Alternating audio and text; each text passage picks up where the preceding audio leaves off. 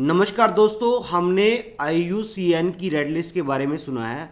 आज हम देखेंगे इसमें डिफरेंट टाइप ऑफ जो क्राइटेरिया उन्होंने डिफाइन करे हुए हैं।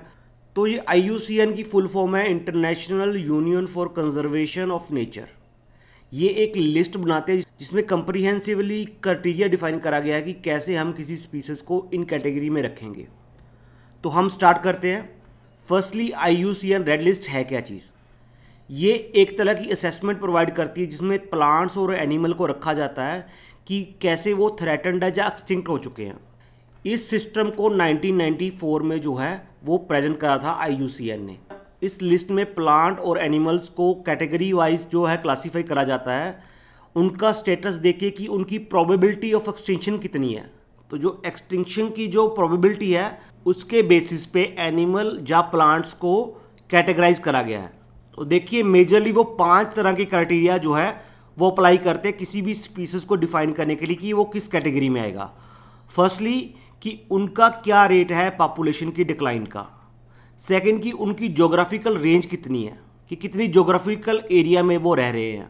थर्ड क्राइटेरिया है कि स्पीसीज जो हैं वो ऑलरेडी अगर स्मॉल पॉपुलेशन साइज में है तो भी वो कैटेगराइज कर देंगे उसको। फोर्थ, अगर स्पीसीज एक रिस्ट्रिक्टेड एरिया में रह रहे हैं, एक छोटे से एरिया में रह रहे हैं, वो पूरे वर्ल्ड में नहीं रह रहे हैं। मान लो अगर इंडिया में है तो इंडिया की किसी एक स्टेट में जहाँ एक नेशनल पार्क में रह रहे हैं तो वो भी क्राइटेरिया माना जाएगा उसको क्लासीफाई करने का। फिफ्थ क्राइटेरिया है कि अगर उनका जो क्वांटिटेटिव एनालिसिस है उसमें ये आता है कि इस एनिमल या इस प्लांट की जो प्रोबेबिलिटी ऑफ एक्सटिंक्शन है वो बहुत ज़्यादा हाई है तो भी वो उसको क्लासीफाई कर देंगे। तो देखिए यहाँ पे मैंने कैटेगरीज जो है वो पिक्चर में दिखाई हुई है आपको। एक्सटिंक्ट एनिमल या प्लांट वो हैं जो बिल्कुल खत्म हो चुके हैं, जैसे डायनासोर। थ्रेटन्ड कैटेगरी में आते हैं क्रिटिकल एंडेंजर्ड एंड वनरेबल्स, और लीस्ट कंसर्न अलग से कैटेगरी है। तो अब हम वन बाय वन करते हैं कि किस कैटेगरी में क्या क्या क्राइटेरिया फॉलो करते हैं। तो फर्स्ट है एक्सटिंक्ट, जो धरती से बिल्कुल खत्म हो चुके हैं। वो स्पीसीज जिनका लास्ट इंडिविजुअल भी मर चुका है। जब IUCN ने सर्वे करा उन्होंने ये पाया कि इसका कोई भी लास्ट इंडिविजुअल अवेलेबल नहीं है धरती पे, तो उस स्पीसीज को एक्सटिंक्ट कैटेगरी में डाल दिया गया। जैसे डायनासोर, आपको इस पिक्चर में और भी एनिमल मिल जाएंगे, डोडो हो गया, गोल्डन टोड हो गया, ये सारे एनिमल एक्सटिंक्ट हो चुके हैं, खत्म हो चुके हैं। इनका लास्ट इंडिविजुअल भी मर चुका है धरती पे जब उन्होंने सर्वे करा। अब नेक्स्ट कैटेगरी है एक्सटिंक्ट इन वाइल्ड। ये वो कैटेगरी है जिसका लास्ट इंडिविजुअल आपको जंगल में नहीं मिलेगा, वो सिर्फ आपको कैप्टिव एरिया में मिलेगा, जैसे हो गया जू। जब IUCN ने सर्वे करा तो उन्होंने ये पाया कोई पर्टिकुलर स्पीसीज जो है वो अपने नेचुरल हैबिटेट में नहीं मिल रही है, वो सिर्फ एक एक कैप्टिव एरिया में है।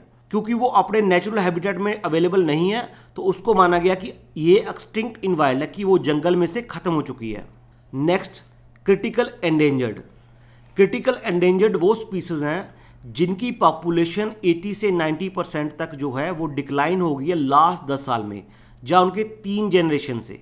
अगर किसी भी स्पीसीज की पॉपुलेशन 80% से 90% डिक्लाइन हो जाए 10 साल में तो वो क्रिटिकल एंडेंजर्ड कैटेगरी में आ जाएगा।